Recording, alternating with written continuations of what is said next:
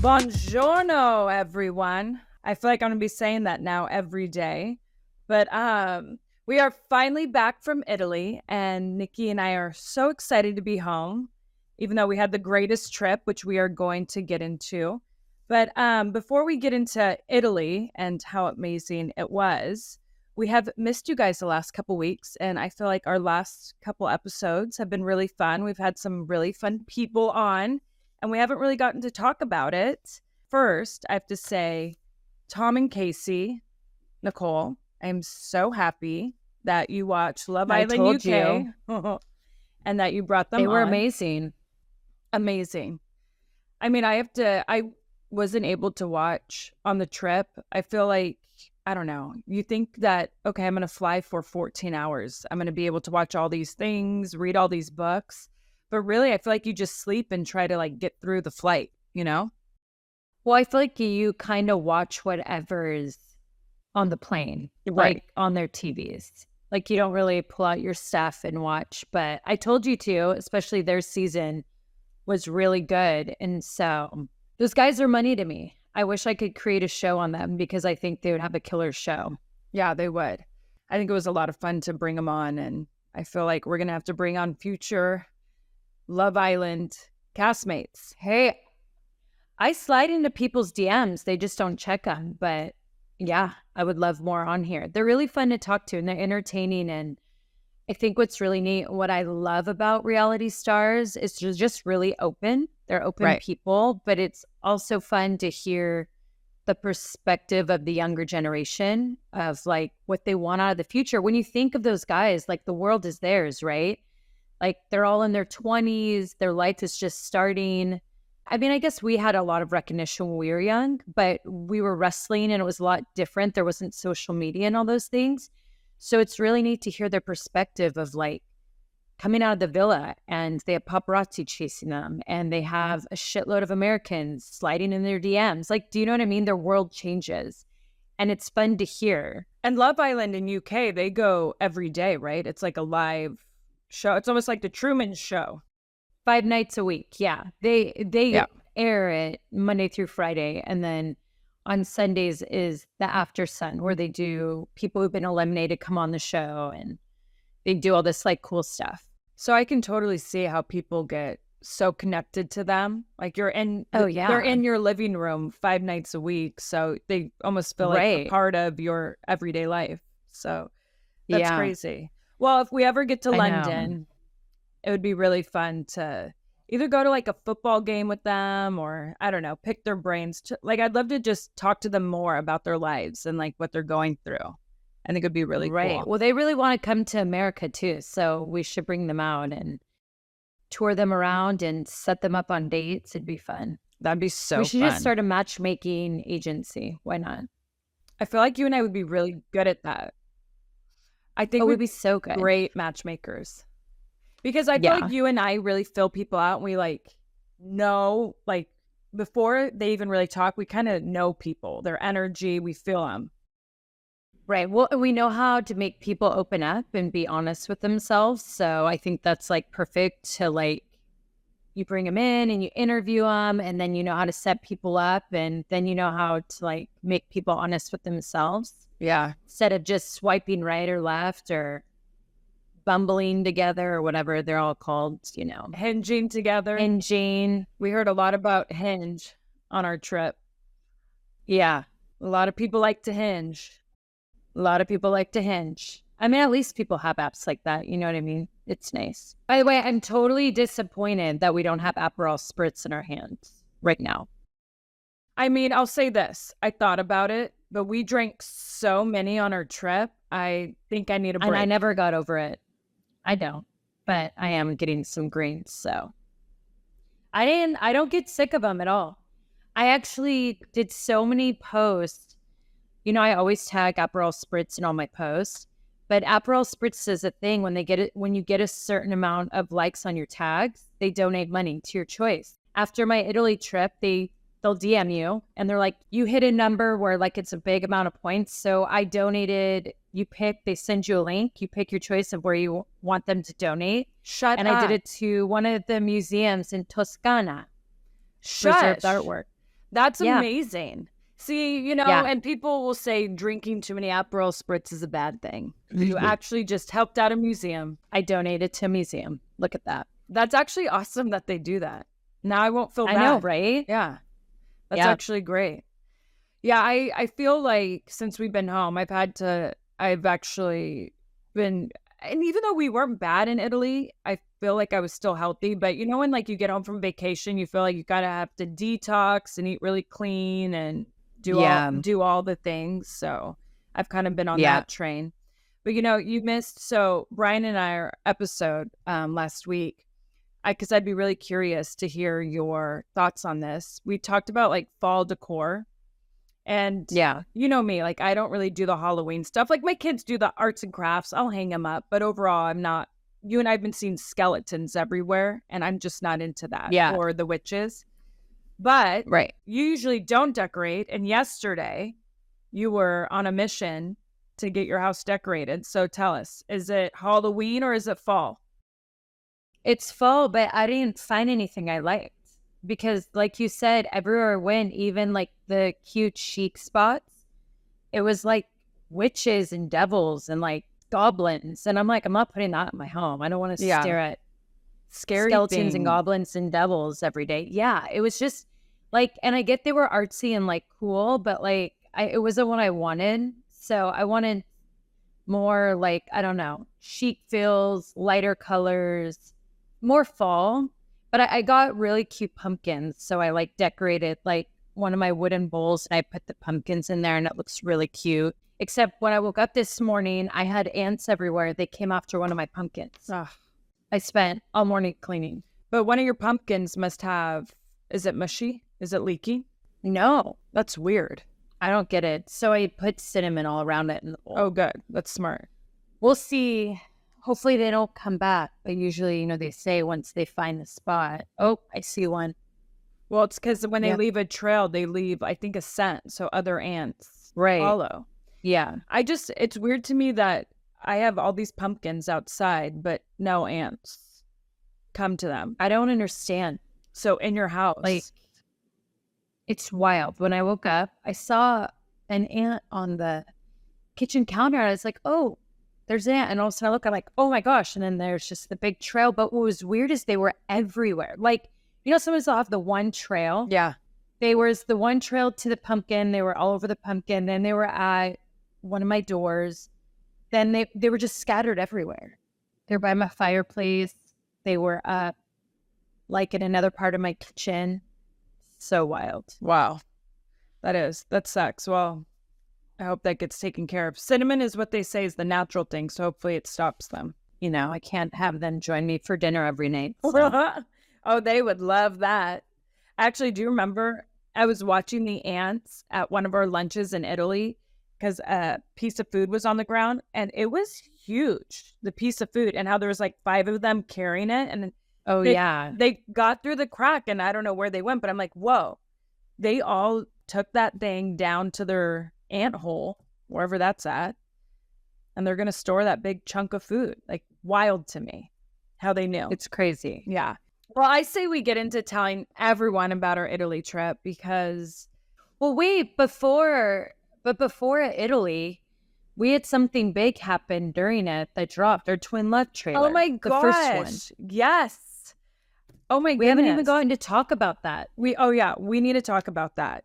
People were fired up, which I love. I still have jet lag brain. Oh my gosh, I'm still trying No, me too. to kick out. But Yeah, I'm super. finally, everyone got to see Twin Love because I feel like we've been not talking about it, but everyone's kind of known about No, it it's been a long time. for a yeah. while.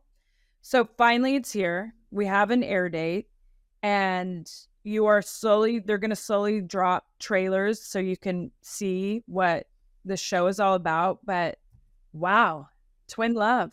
November 17th, Amazon. So it was really cool for Nicole is that we worked with the creators of Love Island. So I knew already that was just making her dreams come true.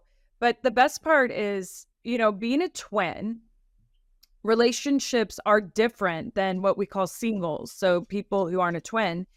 And we do go through things that, if you're not a twin, you wouldn't understand. So the fact that they have a show where twins can all understand each other in the dating world. So Right. it's just more than a dating show. It's a social experiment, but it's going to be amazing for the viewer to see that there's a lot of obstacles as a twin when it comes to dating. And we Yeah. have our best friend. We're born with what people consider a soulmate. So sometimes you don't feel the pressure of finding one, or you get too hard on your twin's person they're seeing. So it's just, I don't know. It's going to be a really great season.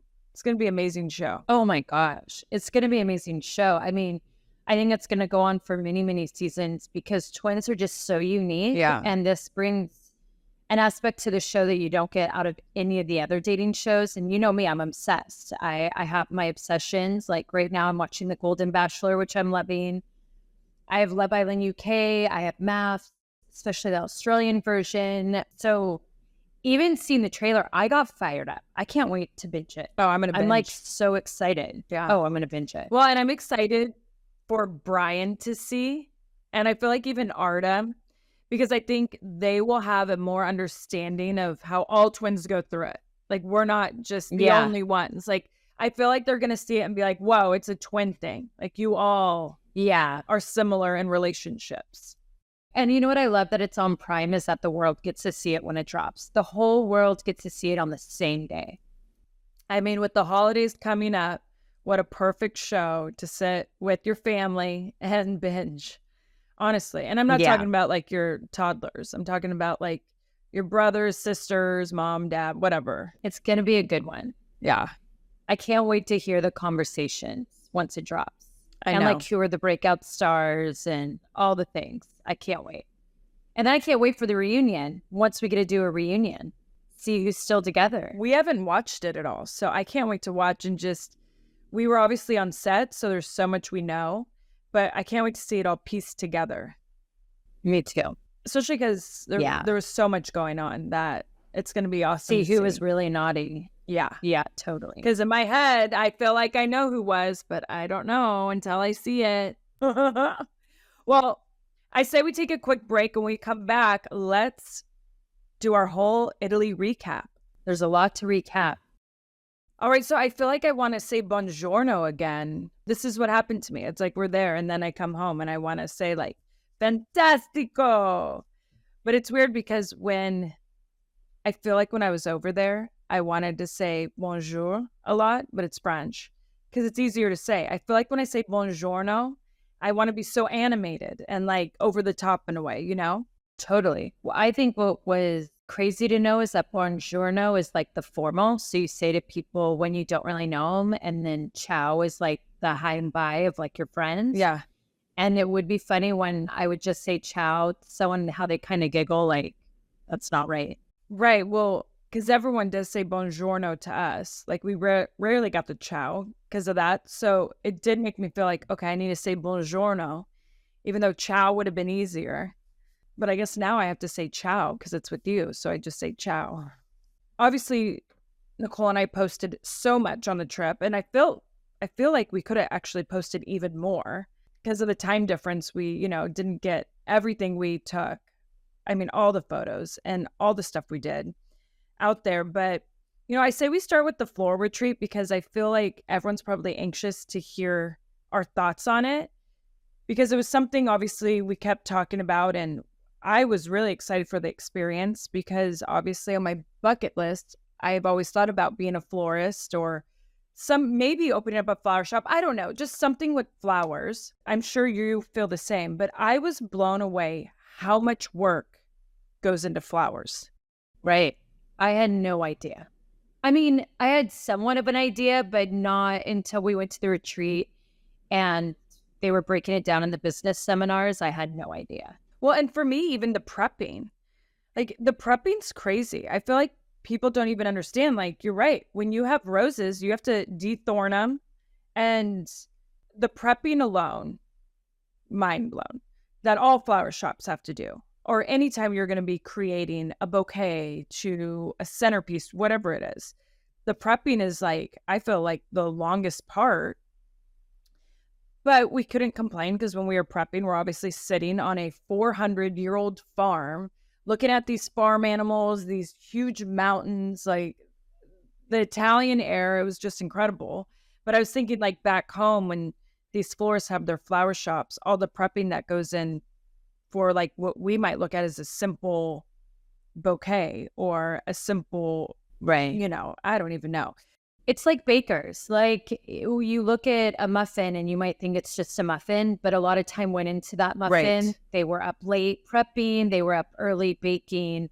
And that's what I realized is the same as florals. They're up late prepping, they're up early putting all of their bouquets and whatever it may be together before they open their doors. Or they're at the flower markets making sure they're getting the right flowers at 5 a.m. So it's crazy. It's just like a bottle of wine. It's that stuff has to be appreciated more because that's like the hands-on service that we still have left in the world that isn't like a robot or some factory doing it. It's actually people using their hands. And that's right. What did you feel after the retreat? Was there one thing that like you kind of were like, wow, I took away this? Well, I actually took away a lot of things. I love flowers. And like you and I have already discussed this, and then I know we're going to get into it. But like I've always loved flowers, but they had more of a meaning to me after that retreat and definitely wanting to bring it a part of our wine brand and, tasting room and all those different things. Like just bringing that part of life and something that is real, a part of our wine. I have to say, I learned a lot in her business seminars.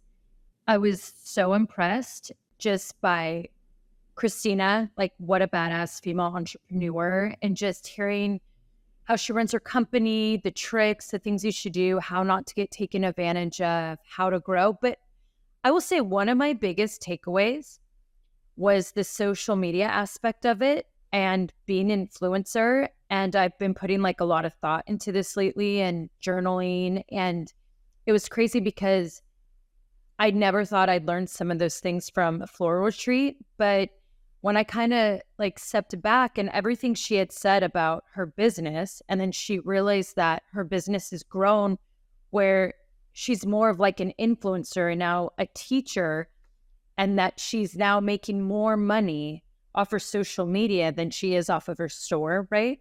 Of what she does.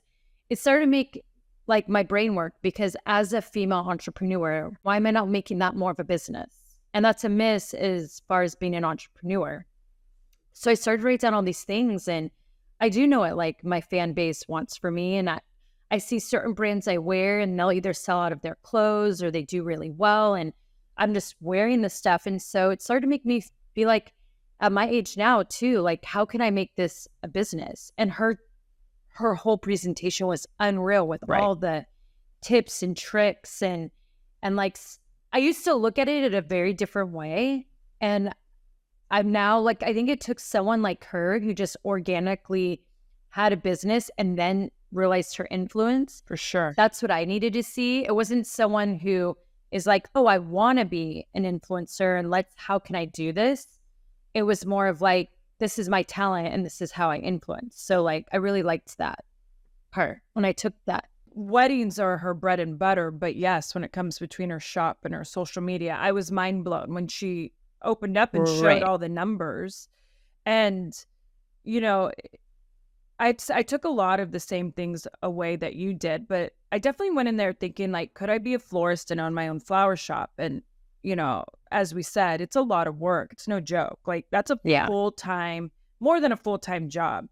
And for me, I realized, flowers are definitely my passion and a hobby, but nothing I would want to do more with. I do know, like I visualized what we could do with our wine tastings. Like you and I know how to make flower crowns now. And we had fun doing that and putting on your flower crown and then dressing up and going to dinner. And I was like, how much fun to make a flower crown while you're tasting Bonita Bonita. Like you and I started to visualize it and the fun and the energy that goes with it.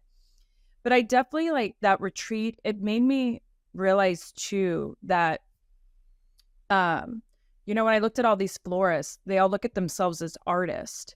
And I love that. They are artists. They are. And yeah.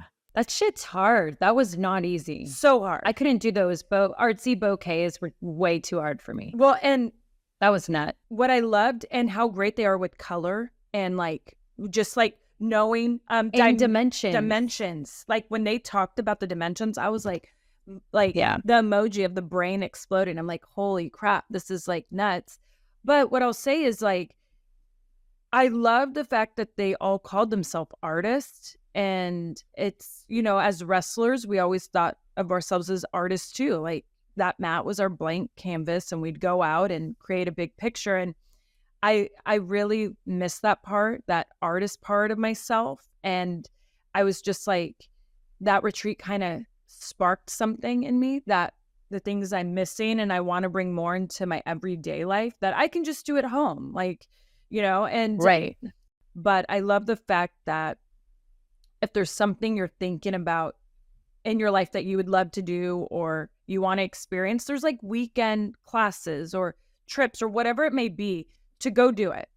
Like go Yeah. experience it because it opens up something inside you. And whether it's something you mark off your bucket list or it's something that you feel like you can do a career change in, it was really inspiring. And I mean, we were in an old villa. We were on a 400-year-old farm.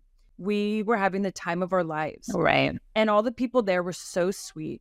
And it was awesome to hear all their stories and where they're at in life. And I don't know, it was, I mean, we joked that we said this is our Eat, Pray, Love trip, but it was. Oh my gosh, totally. I loved waking up and how they did the old school way of like making coffee where they had the espresso in the pot on the stove. Yeah. With the gas going, and then just walking through the farms and with all the cows and donkeys and horses everywhere, chickens. It was just, that part was so amazing and a great way to start an overall vacation, because I don't think a lot of people know, Brie, but like that was our first vacation in 10 years where we weren't mic'd up or had cameras in our face. Right. And it felt really good, like to not, if I didn't want to wear makeup or do my hair, I didn't have to, or I could sleep in. Like I didn't have a specific time to be anywhere. And I haven't felt that in crazy long time. Right. And that felt really, really good. So now I finally have gotten the point of like why you do vacation, even though I will say 10 days was too long to be away from the kids and Artem. But overall, like that beginning part, the farm life and the floral retreat, I really, because you were the one who had the dream of being a florist, but I was just kept praying that I would take something away from it, and not just be, you know, whatever, not just be tag long or whatever that was. But so that I was really happy that I took away a lot. Yeah. I mean, I had so many notes. I wrote so much. And then because of jet lag, I've been up at like weird times the past few days or past 2 nights. And I've just been writing a lot of like stuff, writing, researching. I literally got into a deep dive on research the other night, different wine stuff. I was like, who am I? That's good. Well, and I think that, No, yeah. Yeah. And I feel like that shows you a trip was really meant to be when it starts to make you think those things. Like start, like just kind of think where you're at in your life, the things you want to change or the things that you feel happy in life with. And I don't know. I just, wow. Those, and we were there 4 nights. Like, it's incredible those 4 nights, 4 days, like what it did to the soul. So I'm so grateful Christina put it on. And if you want to see, she will put her link in the bio, but she has a Santa Barbara one coming up in November. And she's going to be doing a lot more of these. She calls them her Mise en Fleur retreats.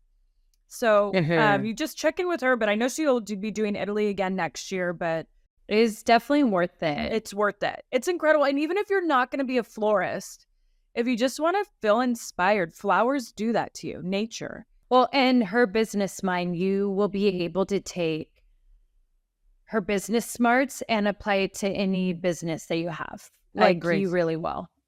And it'll make you rethink things. It'll make you rethink on not. Like for me, it also made me realize like where I need to take the reins more on certain things. And so people know like this is my company and this is where I have to put my foot down or I have to be more in communication, just little things like that. Right. And then also, you know, speaking from a businesswoman, like on how important it is, like, if you're someone who's looking to build a brand, especially I feel like in this world we're into all these different things, but if you're looking to build a brand and your brand has the potential of having other collaborations, know exactly what your brand is and be very specific in that one thing. So as you've seen, like Brie is very much the garden girl and a part of florals and all these different things. And you've really done a great job on shifting that view of you on your social media where you never were. You never gave it thought or effort. And you see that. And like Christina, she is a florist. Her thing is based on florists. So Lego flies her to London because they're like, we want to do something with florals. So when you have that specific brand, you will get those bigger companies that come to you. Like, we're looking for this. And so find that niche. Like I was even thinking, I started thinking like, what are people most drawn to me? There's a lot of things like reality star, WWE Hall of Famer, wife, mom, winemaker, party girl, fashionista. There's like all these, I have like a lot of different things. Like I'm not as even specific as you, but when I looked what I feel like right now in my era that I'm in, which we actually need to talk about Taylor Swift. Yeah. In the era that I'm in, I think people really love my love story and they love me as a wife and a mom. And like when people look at Art of a Night, it's like a love story that you watch on like, you read in a novel or watch on a soap opera. And so even when I look at my impressions, obviously when it's stuff with Artem, it's the heist because I feel like that's when people are most drawn to me. And look, like Nikki Bella Says I Do did really well. But I think that's because that is the one draw to me. Like, yeah. Before when I was married, it was fun. People liked to see me as the party girl or, crazy cleavage or all the different things. But I think now but you know what I mean? It's like good I think it's a smart thing when you look at your brand overall because we are brands. Let's be honest. For sure. It's good to take a relook at your brand and be like, what are we? Like you and I will be sitting down, like we said, let's regroup on Bonita and exactly what is Bonita to us? Where's it going? What is the specific thing that it is? So what I'm saying is Christina's workshop, that seminar was so much more than florals. And I think it's something that you could take on whether you own a restaurant, a clothing line, you're a recruiter, your board meet, like any brand that you have or that you want to create. And it's great. I do too. You know what I mean? And I think that's why you and I want to bring it into our wine because what we felt in Italy with Flowers Wine and Company was opening up and really just figuring out life and who we are and just the beauty of life and the beauty of where we've been and where we've gone and where we're at. So I want when people come to our tasting room and they drink and they're also amongst dealing with flowers that they just feel like they blossom and this wine tasting with Bonita. And I think that's what you and I want. We want everyone to feel what we felt at that retreat. Yes. And I want to add in something that I think if you are planning a long vacation and you have the capability of also making it bougie, push yourself to make it not bougie in the beginning. Because I will say, getting both sides of Lake Como, we got the historic farm life, beauty, very like rugged in some ways. We did that. And then we went to ultra bougie the last 4 days, right? But I liked it mixed up. I don't think I wouldn't have wanted to do bougie the whole time. First of all, I burned more calories when I wasn't doing the bouginess. Oh, so many. And then when you go bougie, you just drink and eat because it's all right there. But and you don't walk Brie and I on everywhere. the farm. No, our first day, I looked at my steps. Brie and I had walked 6 miles in total with our steps.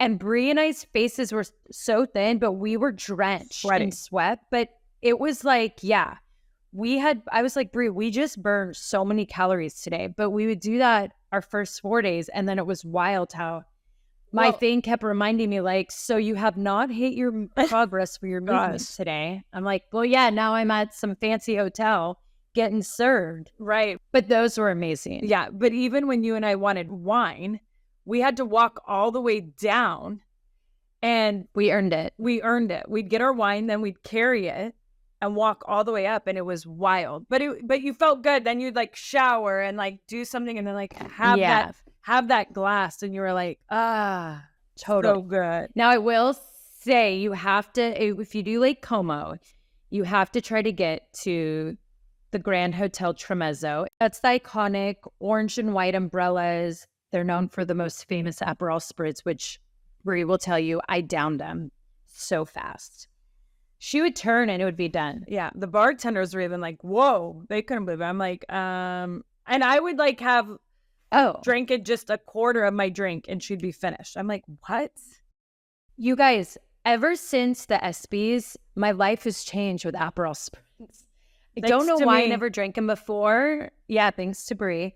But I am obsessed with them. I think about them every day. I love my version.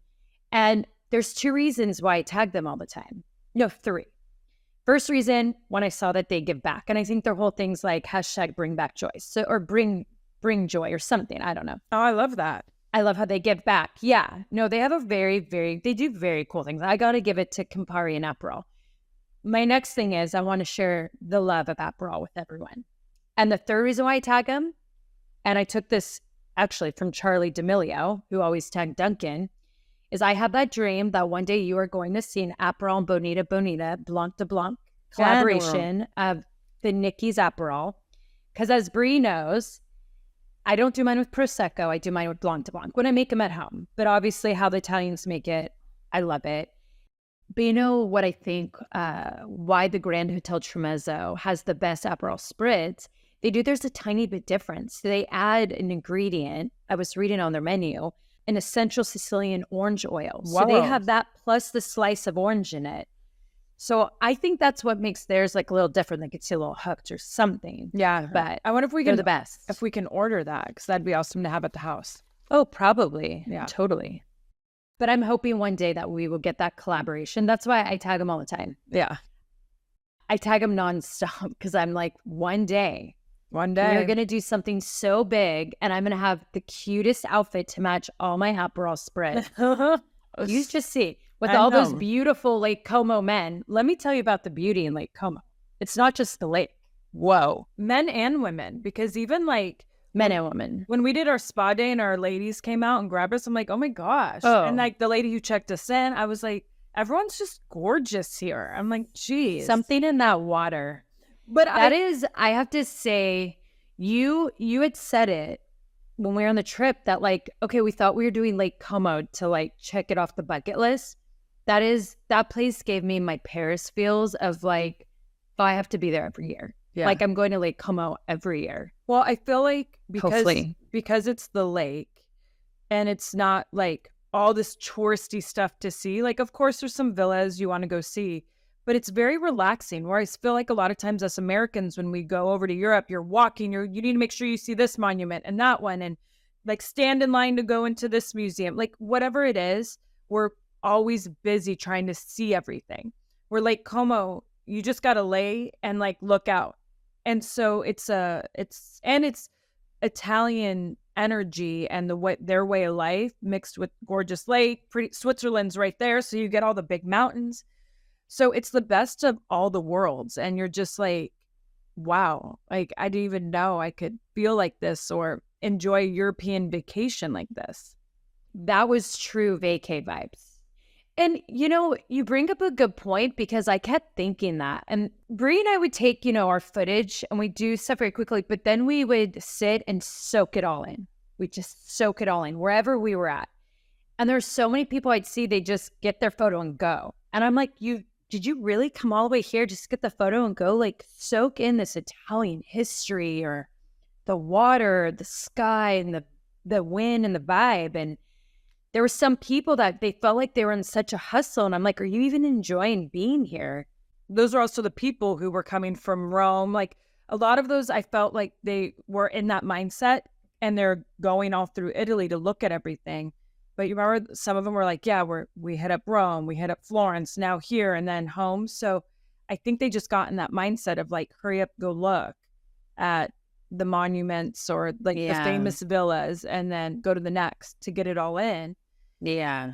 And I'll admit, I was guilty of that a lot of times when I went to places like Rome and even the first time I went to London. Right. And even Paris. The first time. You and I were wrestling. Yeah. Yeah, but I feel like this trip definitely taught me how to enjoy Europe differently in the sense of like just chill, relax. Like don't worry about anything. To vacation differently. Like if you can, when you plan a vacation every year, plan it at one place and stay there and soak in the culture. Yeah. I agree. But I get though it's hard, it's expensive to go overseas. And then once you're there, you're like, well, now that I'm here, because you and I were the same at first. Right. And that boat ride was, I could do that boat ride all the time. That boat ride was incredible. So incredible. And I miss it all. They do say how you should see Lake Como is on a boat because, you know, how all the villas are built. But our last hotel we stayed at, you could literally look across and see Versace's old villa. And just, I know. There's so much like that kind of stuff that you're just like, oh my gosh. Like this little, like these little things of history just throughout the lake that kind of made it feel special. But I brought my vision board over here, Nicole, because I wanted to show you. Now, Nicole and I always put our vision boards together at the first of the year. We either do them on like New Year's Eve or New Year's Day.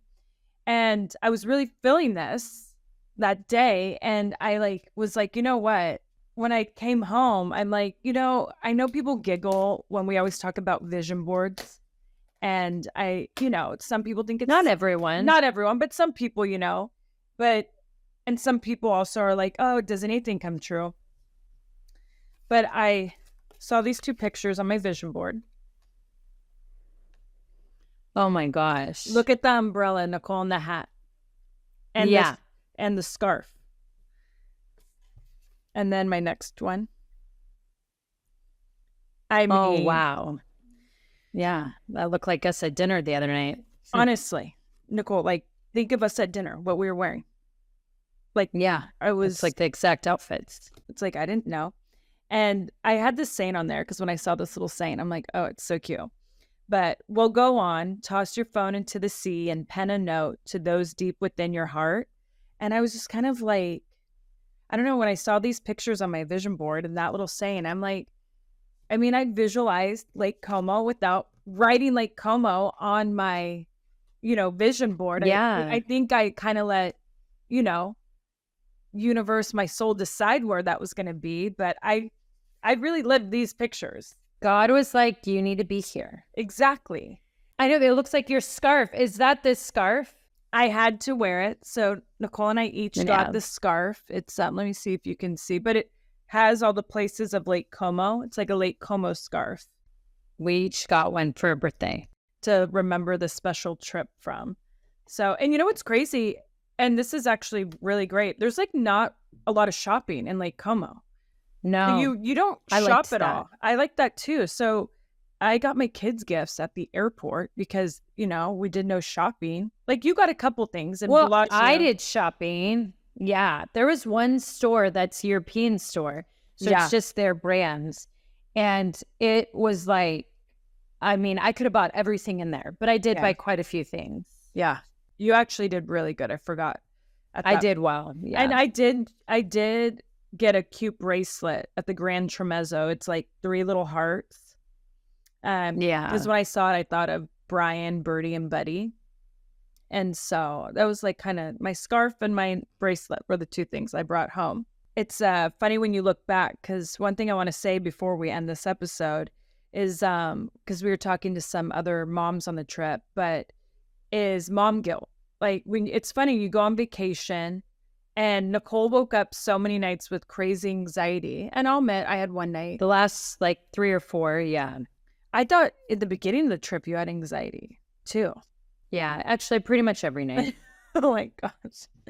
And I think I can only have like 2 drinks now or I get like such anxiety. Yeah. And mom guilt's a big thing, but as moms, we do deserve to go on vacation and it's okay to be away from your kids. I know it's hard for us sometimes to wrap our brains around that, but I feel like you come home and it makes you a better mother, better wife, and also like your kids and your husband appreciate you more. Mom guilt can really like lay on you hard, but I feel like it's important to take these trips without, your family.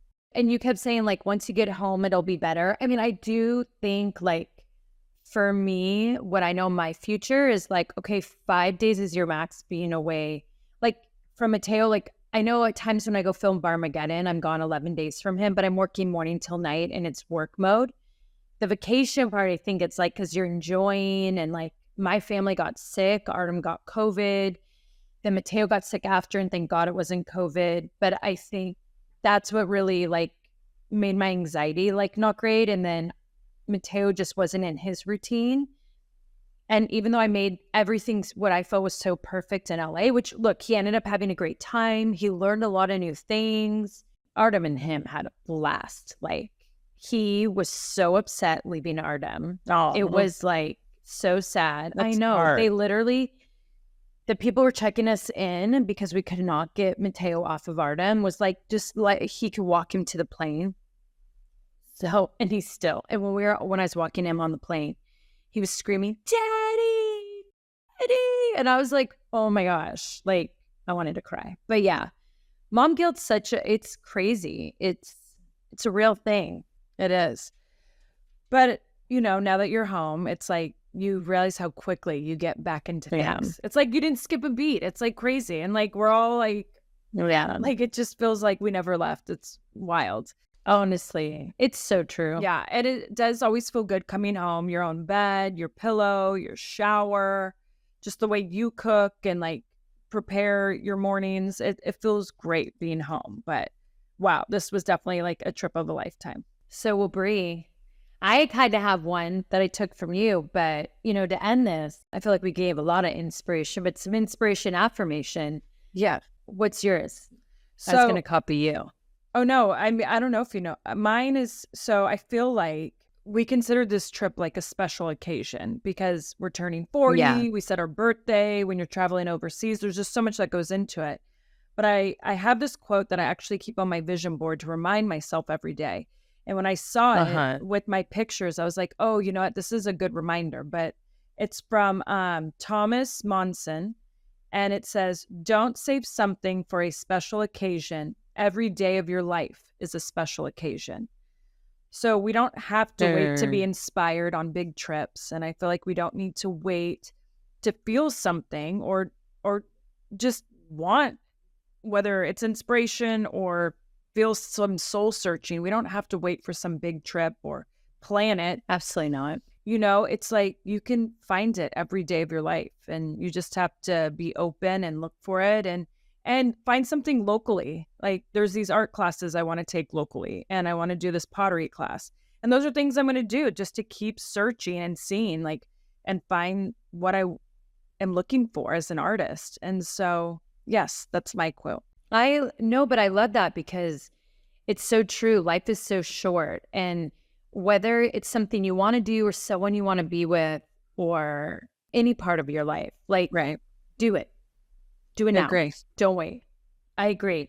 And mine, it's just the famous Italian quote, which I say it's so wrong. So I'm just going to say it in the English way, not the Latin way. But I came, I saw, I conquered. Let's hear you say it in Italian. In Italian, actually, it's Venni, Vidi, Vinsi. It's totally wrong. But the famous one's in Latin. But there you go. I came, I saw, I conquered Lake Como in the best way ever. Yeah, we really did. We really did. It was the greatest trip ever. Everything about it was perfect, from the Aperol Spritz to the boat ride to the food. Best pizza I've ever had in my life. Ever.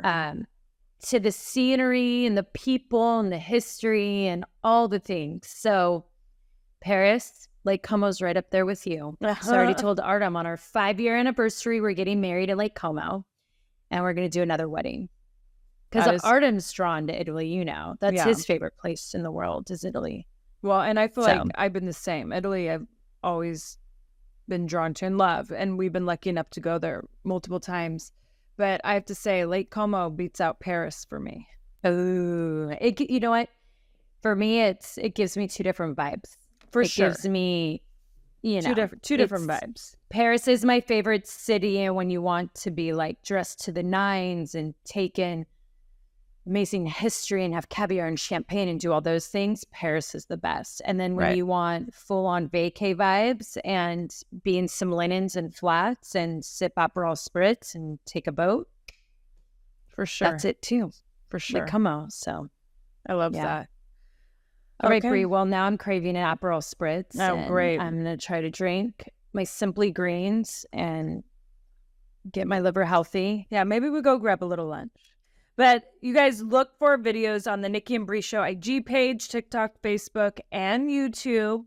Also, make sure to vote for Artem and Charity on Tuesdays. You can catch them on ABC or the Disney app, Dancing with the Stars. So you just have to text Charity to 21523. Also put in your calendars, Twin Love, November 17th is the debut. You're not going to want to miss it. We should probably do some fun little like social premiere party. We can think of something fun. Oh, we're going to do a lot of stuff. Where we're all twinning for Twin Love. Also that week, what's leading that week is Barmageddon Season 2. That is right. Monday, November 13th. It's a big week for us. That's a big week. So we'll have some bar drinking games with Barmageddon and end it with some twin loving. Sounds like a good week. And then Tuesday night, that will be the quarterfinals. So you guys have to help me get my man to the finals. Because one, Mommy wants him to get the paycheck. Oh my God. And two, I like watching him. You got to be honest with this stuff. It's a very big pay difference. I'm not going to lie. Well, yes. But also they're killing it. And I actually really, really, really like Charity. She is an awesome human being. She really is. Good person. Good vibes. Yeah. I agree. And talented. So, all right. Well, until next week. We'll catch you on the gram. Yeah. Have a beautiful week and drink all the Aperol Spritz you like.